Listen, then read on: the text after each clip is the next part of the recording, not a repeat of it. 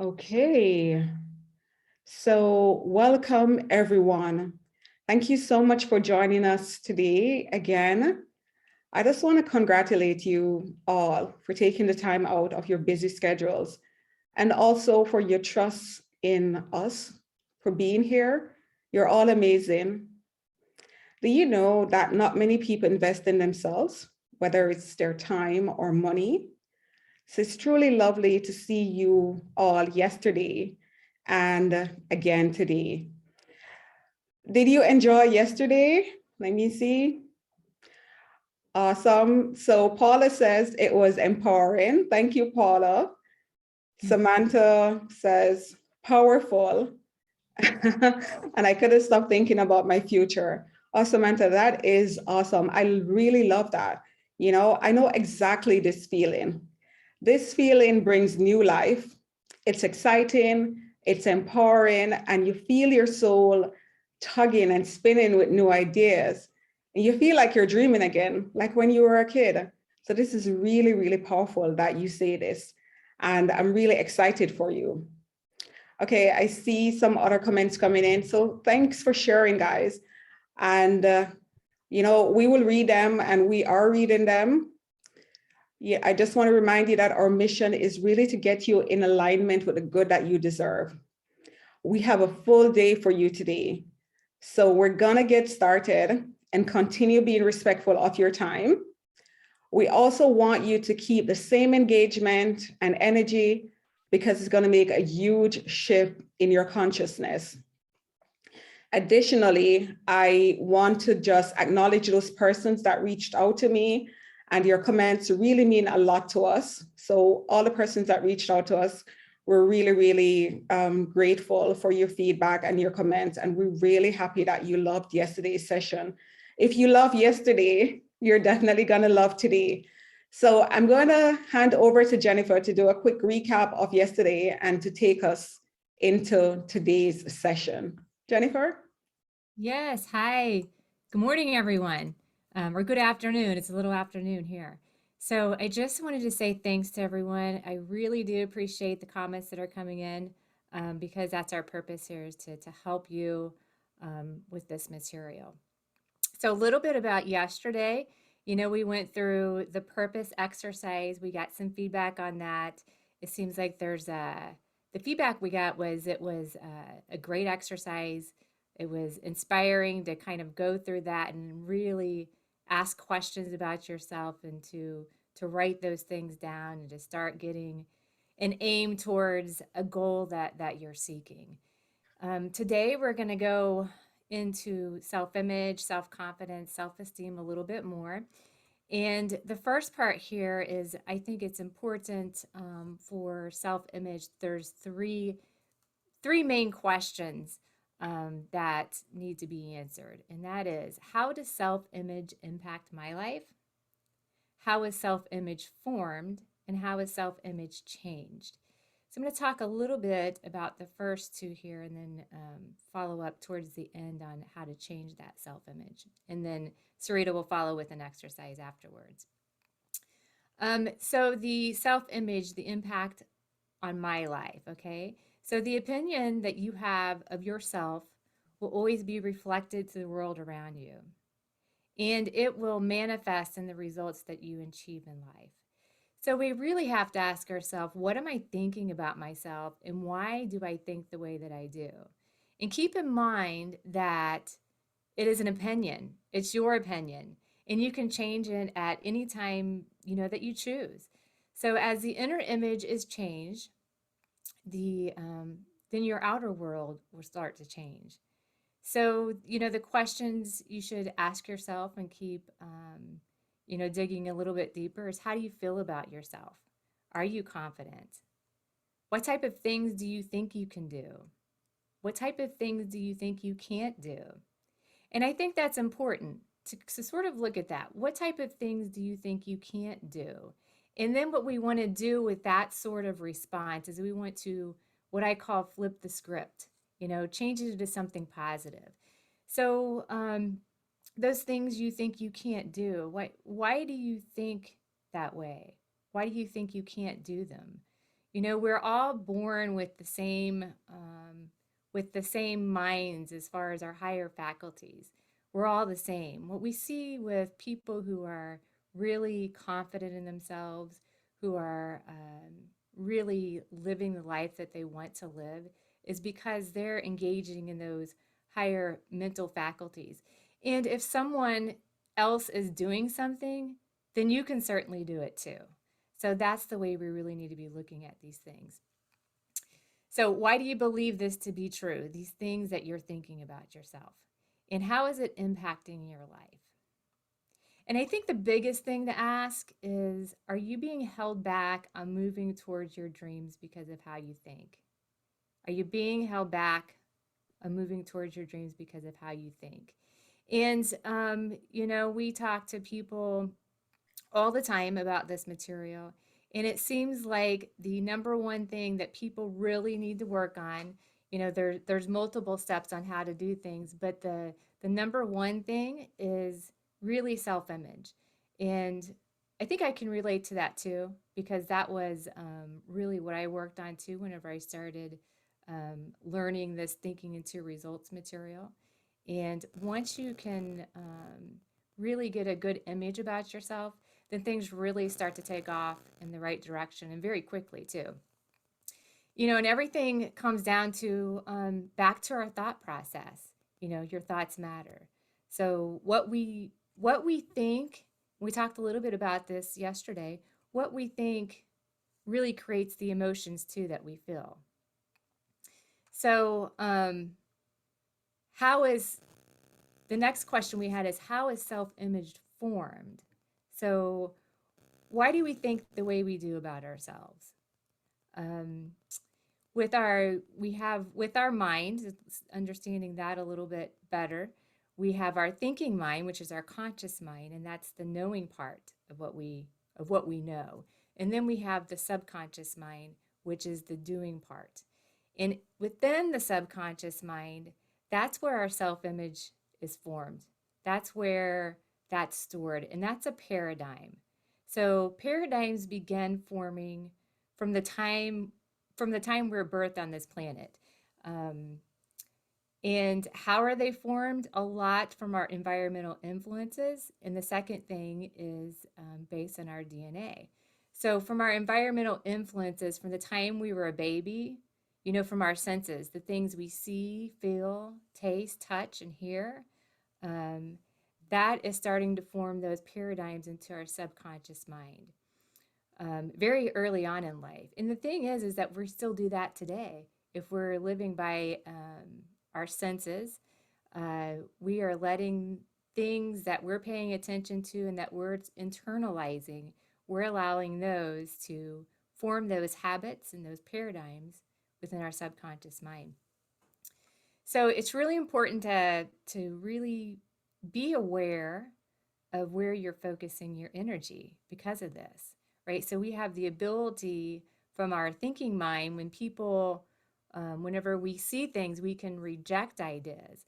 But if we're not rejecting ideas or situations or thoughts with our thinking mind, and we're just letting them seep into our subconscious, then we're allowing those habits and paradigms to form. And our mentor, Bob Proctor, he used to tell us that most people aren't thinking, that we're not, when thoughts or ideas come in that we may not necessarily agree with, we don't think about that and reject those.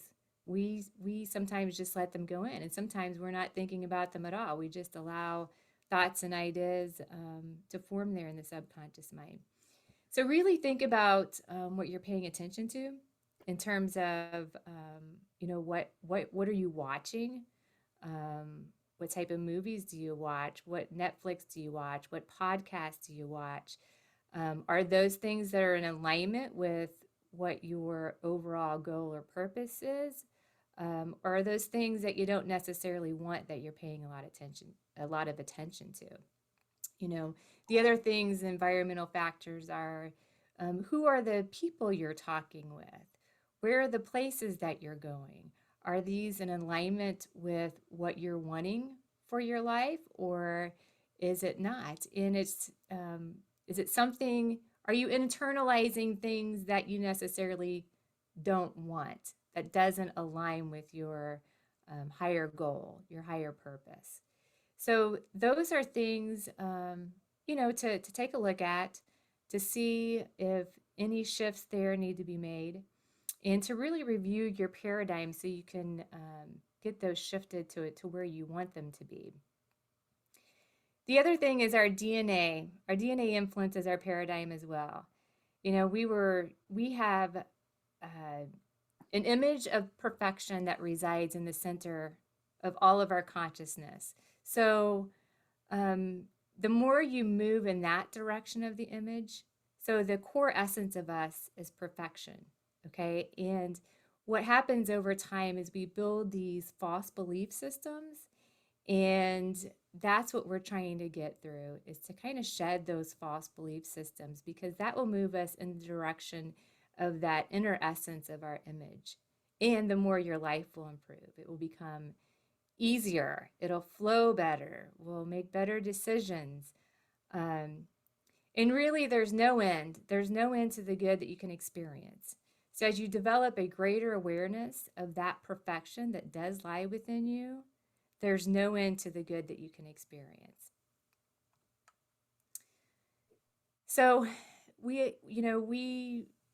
call this an operating paradigm, which is, our self-image paradigm. So and there's other paradigms as well in our subconscious, but self-image is definitely there. So 96% of what we do is based on that paradigm. And many of these paradigms are rooted deep within our subconscious. So we really have to keep digging further and see, what is that programming that's there. Now, we are able to shift that, and we are able to override our paradigms.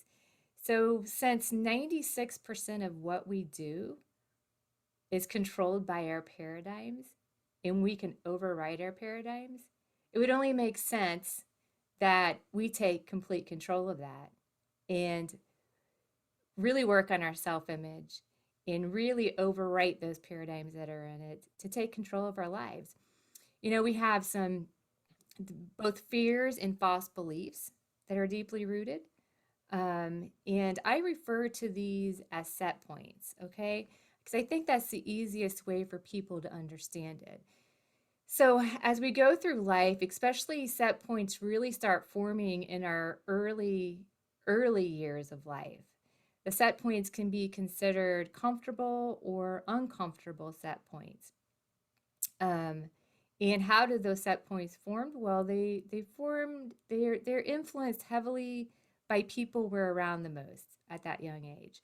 So it could be parents, siblings, maybe daycare providers, family members, or just other kids that we are with at those early ages.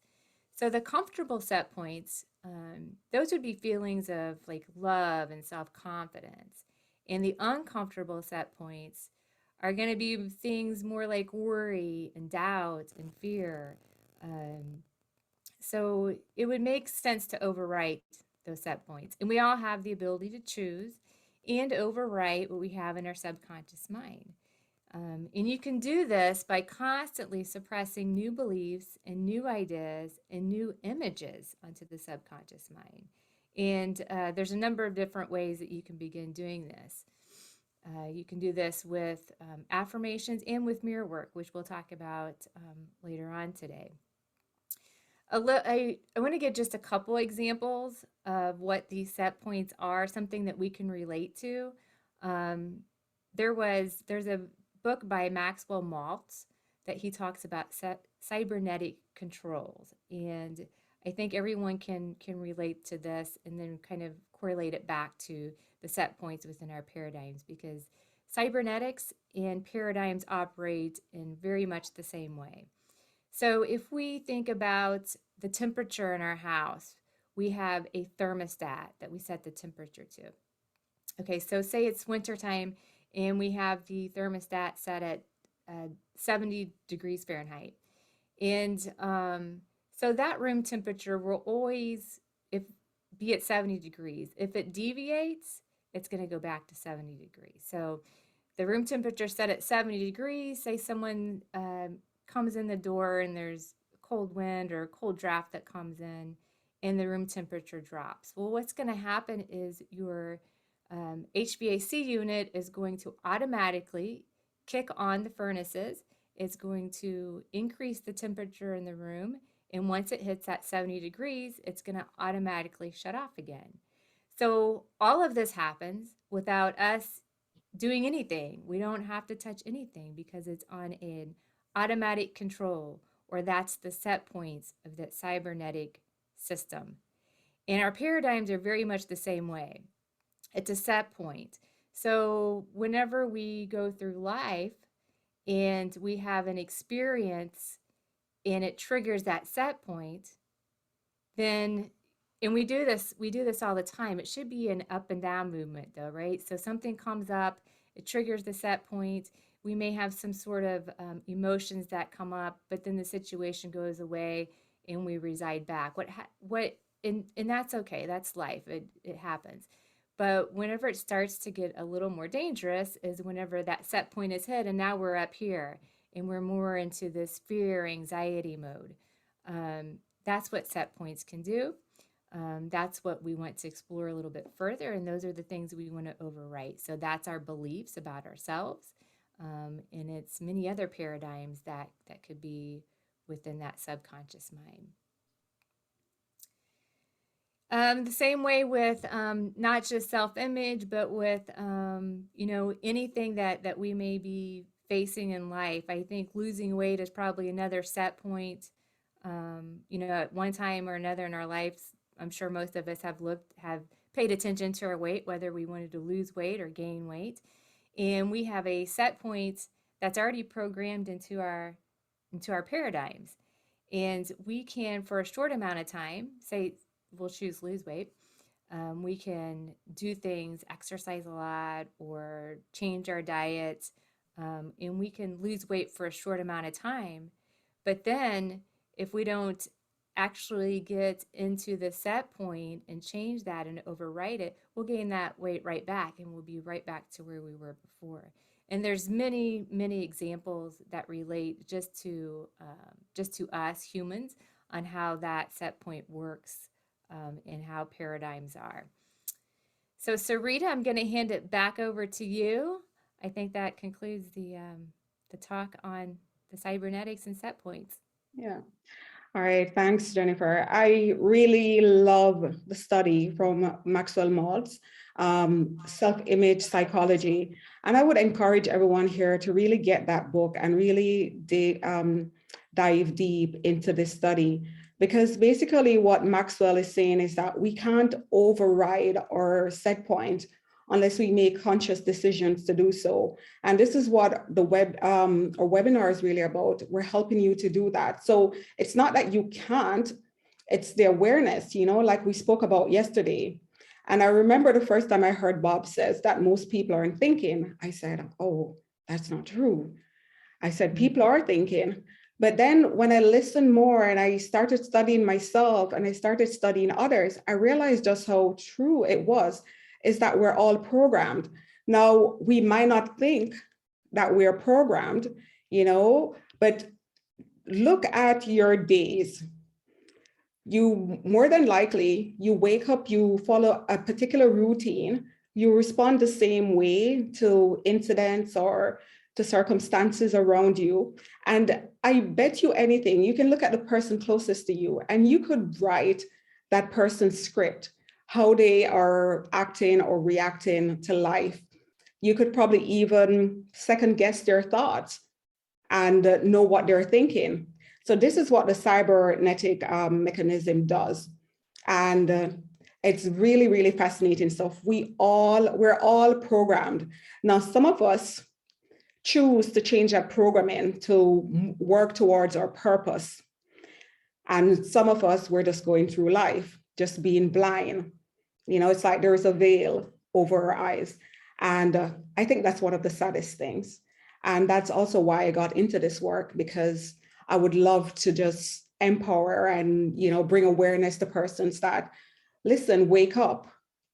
Is this the direction that you want to go in? If not, then just be more consciously aware of what you're doing. And reflection is about that. It's really about being confident. And like I said yesterday, be confident in everything that you do. Set or regulate your set point rather, so that you're confident in everything. You move towards anything that you want. You make decisions for the things that you want, and you just move towards them. Now, we mentioned a little bit about the mirror yesterday, and we're going to go deeper today. So when you look in the mirror, the reflection that you see is not the real you. You are probably saying, what do you mean, Sarita? It's not the real me. Well, it's a reflection of your physical being. While your physical body and appearance are important, it's the self-image that's locked in your subconscious mind that really counts. And this is what Jen just spoke about. For this is the image that determines your success or failure in life. And that's why we look a lot at results. Now, a lot of persons, they shy away from their results, but you can do that with non-judgment. Just be gentle with yourself. Are these the results that I want in my life, in my health, in my relationships? Okay, I'm going to change something. And you change them one by one. You just make that decision and you take small steps each day. No judgment, and no one has to know what you're doing. But it's the awareness and making that decision to make changes. So while the real you is perfect, because we are all perfect, right? We're made in the image and likeness of the Creator. There's a life force that is flowing through us. And remember that quote that Jen did yesterday, where she said, what if we are here to do one thing, and we get caught up doing so many other things? And if we don't do that one thing, we would have failed. That's a bit harsh. It's really heavy, but what if? I think it's something to think about, because there is a gift that we've all been given, and this gift is supposed to impact humanity in some way. And you might think that there's nothing that you can do to impact anyone, but that's not true. You never know. And you never know how one action you make towards using your gift can impact one person or trigger something in another person using their gift. And then the spiral effect changes something 50, 100 years to come. We have no idea how this universe, how this world has been organized. And if there's a gift and there's a purpose in you, you just know that the real you, the subconscious mind, the power that's flowing in you is perfect, it's boundless, and it's always looking for ways to expand. Just like the trees are always growing. The self-image in your mind is based on false and limited ideas that set boundaries for every area in your life. So if you think there's something you can't do, that is false. That is not true. Okay, so look at the areas, and if you're moving towards your purpose and you meet up on a block, this psychological wall of fear, it's important that you examine where this is coming from. If we look at children growing up, or even adults, being afraid to speak up, they lack confidence. Some persons are even being influenced by their childhood experiences.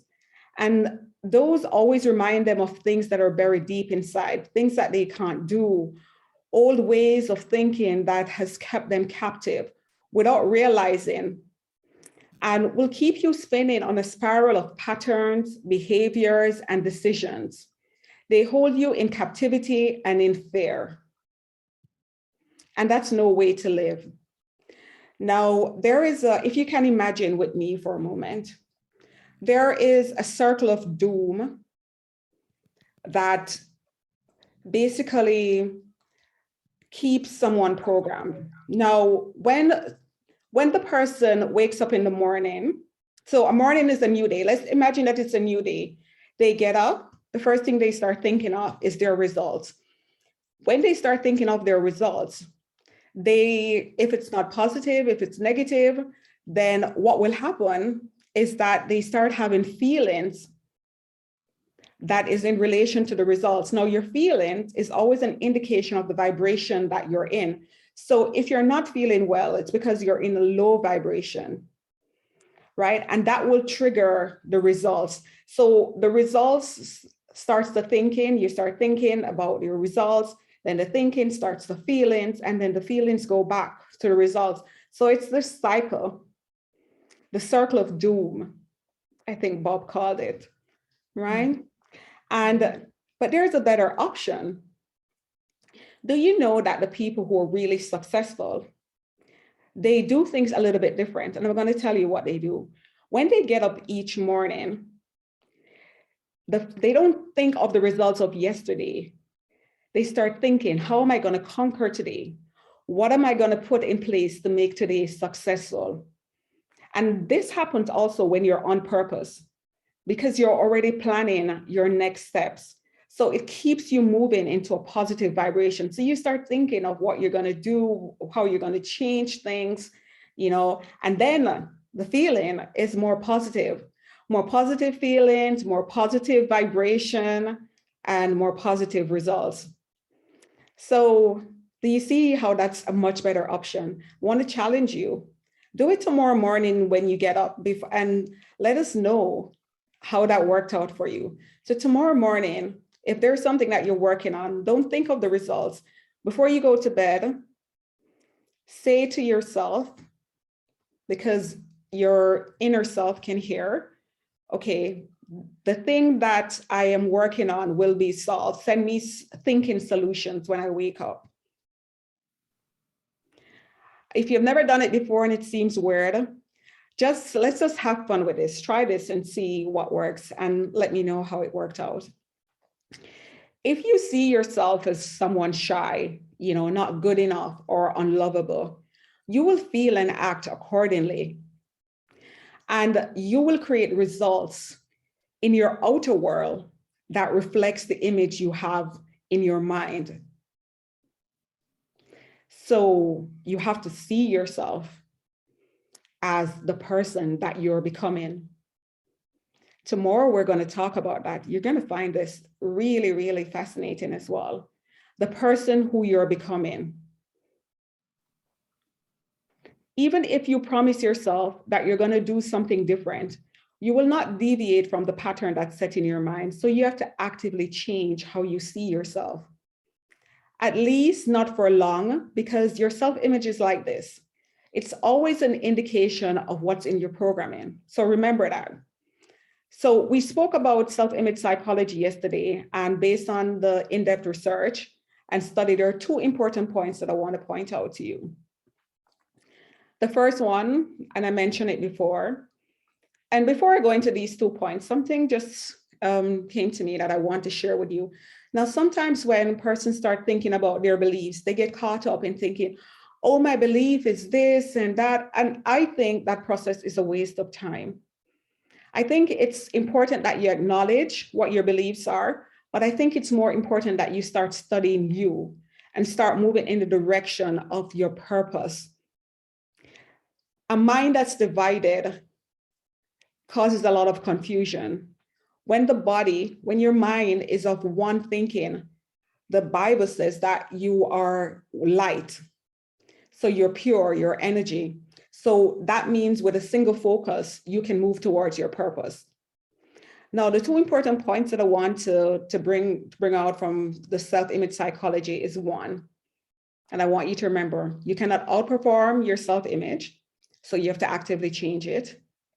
And if you take an honest look at your results, you will see a similar pattern and very little deviation over a period of time. And certainly, you won't see the quantum leap that the Thinking into Results program teaches. We have had, like I told you yesterday, we've had the opportunity to see this. I'm not trying to talk you into it, but I want you to be aware that it is possible to quantum leap once you change your self-image. The challenge then is, where do you start? The solution, study. And there are all kinds of study. So it's important what you're studying. What you're studying should be linked to your purpose. And you should gain a knowledge of yourself and universal laws, because universal laws are just what it is. These are laws that have been placed here to guide us. It doesn't matter who we are. It doesn't matter the color of our skin, the color of our eyes, if we're a man, woman, cat, dog, it really doesn't matter. There are laws that govern our world, and no one can deny these laws. Okay. Now, some people think that confidence comes from achieving great things, but it doesn't really, nor does it come from how you dress. Those things are important, how you speak, or how much money you earn. Confidence comes from understanding, experience, and study. Once you understand how powerful you are, and that the pureness inside you, and that there's an energy that's flowing in and through you on right now, that's why we're here. This energy, this life force, right? We're alive. So this life force is flowing in and through us. So once we understand that and understand that we can make a decision in the direction of our purpose and go there, then things start to change. In other words, when it really comes down to it, confidence comes from knowledge. For example, I wouldn't feel confident playing in a golf tournament because I don't know how to play very well. My husband probably does because he plays golf. However, I learned to play tennis as a child, and I worked with a trainer for the last year and a half. So I'll be confident challenging another player. Also, I've been running companies since I was 9 years old. Yeah, it started out small, but I gained a little bit of confidence from that. So while I know how to successfully start and scale a company, I wouldn't even try to sell houses for a living, and I don't want to. So you see, I make decisions about what I want to do and what I want to move towards and what I'm confident in. And selling houses is not linked to my purpose, so I don't want to learn how to do that. Now, if you have already sold hundreds of houses, you'll feel confident in selling to someone who is in the market for a house because you know a few things about selling houses. You know, it's the same thing with someone who went to college on a basketball scholarship. He would feel good about his chances of winning. So on the other hand, when you do something for the first time, you don't know what you're doing, correct? And without that knowledge, you start to doubt yourself. What we're saying is that with knowledge of yourself, you can start anything and start it with confidence. So if I was supposed to, if you would say to me, Sarita, do you want to learn to play golf? Do you want to go golfing? Yeah, I know my chances of beating someone on the golf course would not be great the first time out, but I'm confident that I can learn.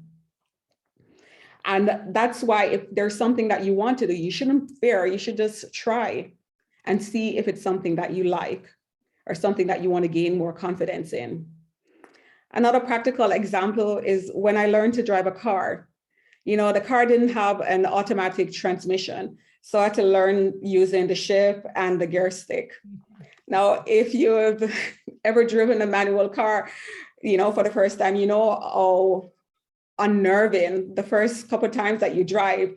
Even sometimes, you know, driving automatic, even if you've been driving automatic cars for years, when you get into a shift, you know, it lurches, it stalls, it rolls back, and it's no fun in the beginning, right?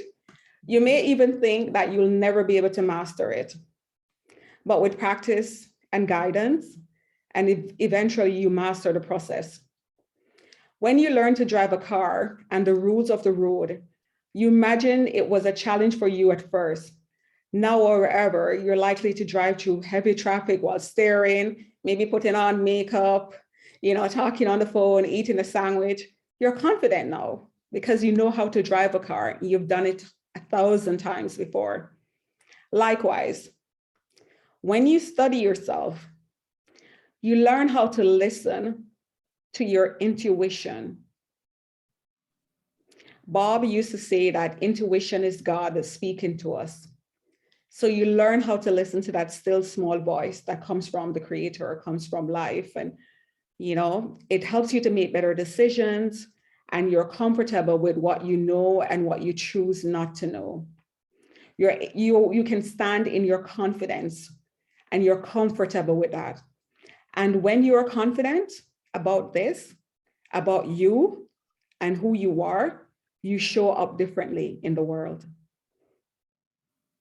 I'm going to hand it over back to Jen. Okay, very good. I could resonate with a lot of the uh, different examples that you gave there, especially the driving the car, the manual car. All right, the last section here is that I'm going to speak on is how is self-image changed, and I'm going to start with a quote from Albert Einstein because a lot of the things that we're talking about today, this information has been out there in various different books, so it's not new information, but we try to bring it together in a consolidated way where everybody can really understand it and have a step-by-step approach to quickly implement it into their lives. So the quote by Einstein that I have here is, "The intuitive mind is a sacred gift, and the rational mind is a faithful servant.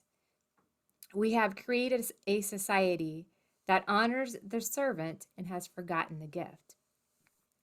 So what he's saying here, and you may have seen this quote in the past, but the intuitive mind is a sacred gift. What he's referring to is our higher mental faculties, which are six different things. One is perception. And your perception will shift once you study yourself, understand yourself, you'll also understand other people. So that creates a shift of awareness. At the same time as your awareness increases, your perception will shift. And this is considered one of the higher faculties. What is your perception on life?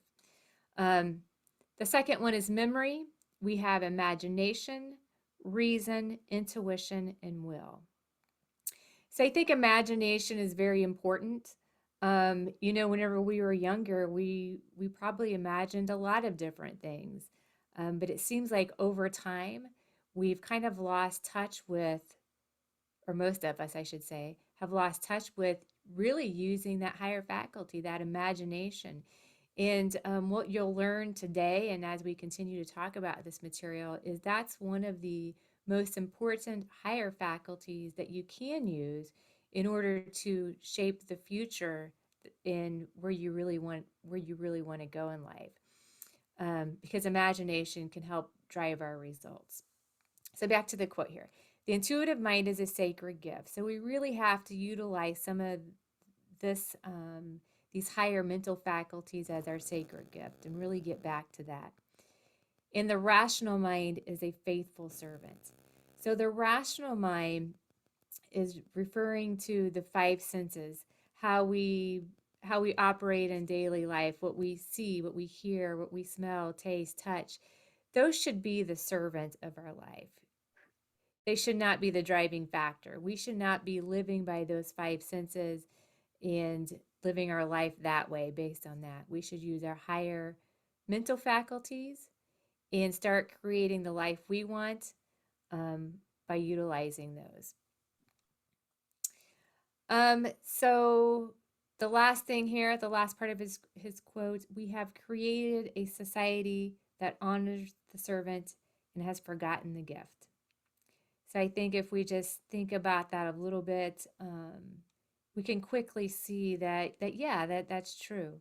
We have really forgotten how to use the gifts we've been given, the sacred gifts we've been given, and are really a lot of our paradigms, a lot of our programming is based on the five senses, which should be the servant of our life and not ruling our life. All right, so how can we change this paradigm? The easiest way to do this, where we talked about the six higher faculties: perception, will, imagination, memory, intuition, and reason. And we can start building a new image of ourselves by our imagination. You see, we think in pictures. So anytime we're talking, if I were to ask you, what does your car look like? You you'll pull that up on the screen of your mind. You can describe your car to me fairly quickly and easily, or your refrigerator. You can explain that quickly and easily. But what does your life look like? Um, that would take a little while to form that image unless you've already worked on thinking into results and you have this image in your mind right away. And that's the point we want to get you to, because if we can build this beautiful image of the life that we want, and we can grasp that image right away, especially during the day. Say that we're in a situation where maybe our vibration is a little bit lower. We needed to mentally be able to pull in that picture of that beautiful life that we have, and that will immediately shift you to a higher vibration. So, a lot of times, whenever you hear people talk about living in the now, well, right now is where we are. But if we have that image, we're thinking about the future, we can still shift our vibration where we are right now. So that's aligning, our thoughts, feelings, and actions. So that will help align that feeling to what we're wanting. So the methodology is fairly simple because we just continue to impress those imaginations or that visualization onto our subconscious over and over again. And that will eventually change the paradigm that we have of our self image. And although it seems simple, the actual doing, that's where people slip up. Overriding that paradigm can be a bit of a battle because your paradigm is so strong that it'll keep pulling you away from trying to override it. So I think everyone should know that success in any area of life is 95% mindset and 5% strategy. So when you can master your mindset and really be able to think about the person you want to become and stay in those vibrations, stay in that alignment, that's whenever you're going to succeed. So it does take some effort. It takes some thinking effort to create the right mindset.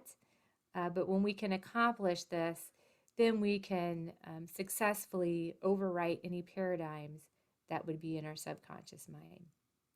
If you haven't read the book, it's by Napoleon Hill. It's called Think and Grow Rich. I actually have it right here in front of me. I don't know if you can see it. But there's a pivotal point in that book. And I highly recommend you read the book. It's great. But there's a pivotal point where Napoleon Hill says, it takes no more effort on your part to think about living in poverty as it does for you to think about living in abundance and prosperity. So instead of having our mind wander into worry or doubt about the future, why don't we think about how beautiful the future is going to be? It doesn't take any more effort on your part to do that. It's not a huge shift in work to think in this positive way. And how we're thinking, our thinkings, feelings, and actions, we're always manifesting. We're always manifesting. Some people might think, oh, well, I'm going to start manifesting today. Or I've seen people like on Facebook say they're a manifesting machine. Well, we all are manifesting all the time, but are we manifesting what we want to?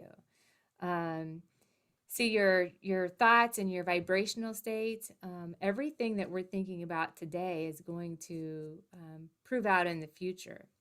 So what we really need to understand is, where are you at today? Because you can't be in lack and limitation and abundance and prosperity at the same time.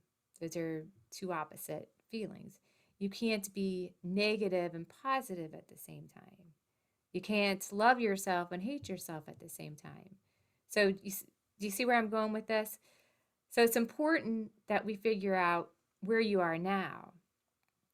But even though, we need to be clear on which of the two you are, the negative side, positive side, but we always do this in a non-judgmental way, right? So instead of saying, oh, I'm so bad because I have a lack mindset, or I'm so bad because I'm thinking negative. No, we don't want to say that. What we want to say is that, oh, I'm so glad I just realized that I'm living in a lack mindset. I'm so glad that I just became aware that I can be more positive. I'm grateful that I just realized that I'd love to have more in my life, because all of these things that you're becoming aware of help you to actually switch over and change it. So becoming aware of it and then changing is the first step. But if people are unaware, or if you're unaware, then we're not going to be able to change anything. You know, being unaware is staying in the exact same place. And again, results don't lie, results show everything. So going back to what Sarita said with the results loop, right? We think about how the day is going to be, how it's going to be great, not focus on the current results. If we don't like the current results, we don't want to get our mind thinking down that path. We want to think above that on on how we want our life to be, and then let the results follow. All right, Sarita, back to Yeah. you. Absolutely, absolutely. And when you said not in a judgmental way, I think for me, this was also like, how can I not look at the results and make some form of judgment? And then I remember Bob saying that even at his age, when he was in his 80s, he was still working out, the fairs, and it was something that he was still working on. So I think if we think about that, like this is a process for the rest of our lives. We're just becoming better, and we just want to make each day the best that it can be. Then it makes it so much easier to get through, right? And it's you're aware, but you're having fun, and you're not just walking through blindly, being unaware. So what you said, Jen, is so powerful and so important, that we learn how to change our self-image. Now, I'm going to share with you a powerful technique that I teach all my clients. And it's one of the things that we learn as well in PGI, but something that I teach all my clients upfront. And this technique utilizes the mirror. Now, I know it works 100%. I can guarantee you that this works. I discovered the power of the mirror several years ago. I was actually many, many years ago. Okay. I was a teenager, and it has been my go-to practice for self-love. Now, mirror work is a unique practice to meet your reflection in the mirror and send yourself loving, self-affirming affirmations, and even open up a conversation with yourself as if you're speaking with a dear friend. And I can guarantee you something. When you look yourself in your eyes, when you look directly into your eyes, you will not do that from a place of judgment. All you're going to see is love when you look in your eyes. So you open up a conversation with yourself as if you're speaking with a dear friend, and you get to know yourself in a fun way. Now, my clients have reported different experiences with this technique. Some words that I've heard used to describe the experiences: it's scary, it's powerful, it's intimidating, it's awakening, it's deep, it's soulful. You have to try it even once to understand these descriptions. Okay. However, if you're serious about improving your life, I would encourage you to make this a part of your daily routine. I make this a part of my morning routine. And whenever I feel for it throughout the day, I also use the mirror where I can. Sometimes I use the camera on my phone if I need to just have a quick word with myself. So there are theories from psychology and neuroscience that also points to the mirror aiding in self-development, shifting the way you see yourself, and grounding you in your body. So this is not something that I developed or someone else developed. This is research backed. This technique is backed by research. Over time, once you practice this technique, you will notice an increase in your sense of self-confidence, inner peace, and deeper sense of trust in yourself and in your life. You will notice it's easier to have tough conversations, like asking for a raise, firing someone, asking someone to go on a date, etc., because you're no longer avoiding yourself and your inner power. Now, to share this with you today, it's going to be a part of today's assignment. If you could just quickly grab a piece of paper and a pen, I give you a few seconds to do so. And it's a three-step process. So I'm going to give you kind of like a three-step guide to mastering your mirror work practice. Okay, the first step is to grab a handheld mirror. You can also use the mirror in your bathroom, okay? Because the handheld mirror actually allows you to get close and personal, but maybe also the mirror in your bathroom or just anyone that's available. And you want to go somewhere where you won't be disturbed. So that's step one. Get in contact with a mirror and go to a quiet place. Step two, you want to hold your gaze. So you're going to look yourself in the eyeball. You're going to start by making eye contact with yourself in the mirror. Like I said, it might feel a bit odd and uncomfortable at first, but just roll with it. The key is to witness yourself without judgment. So often when we look at ourselves in the mirror, we judge. We say, oh, my hair doesn't look this way, my clothes, whatever, and we're rushing, right? We rarely ever just simply stand there and hold our own essence. So I want you to hold your eye contact and send yourself love. Have a laugh if you feel like it. Like, this is silly. What am I doing? Whatever. But just do it. Okay? That's okay. It's totally a part of the experience. So you have a mirror. You're going to hold your gaze without judgment, and you're going to send yourself love. The final part of this guide is to say empowering affirmations out aloud. So you can begin to say some of your favorite affirmations out aloud or just have a conversation with yourself. Say whatever makes you feel really good, because that will put you in a really, really good vibration.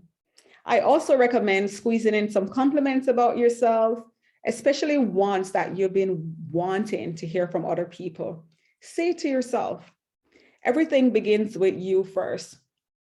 And then, as we said, once you change, the outer world will change.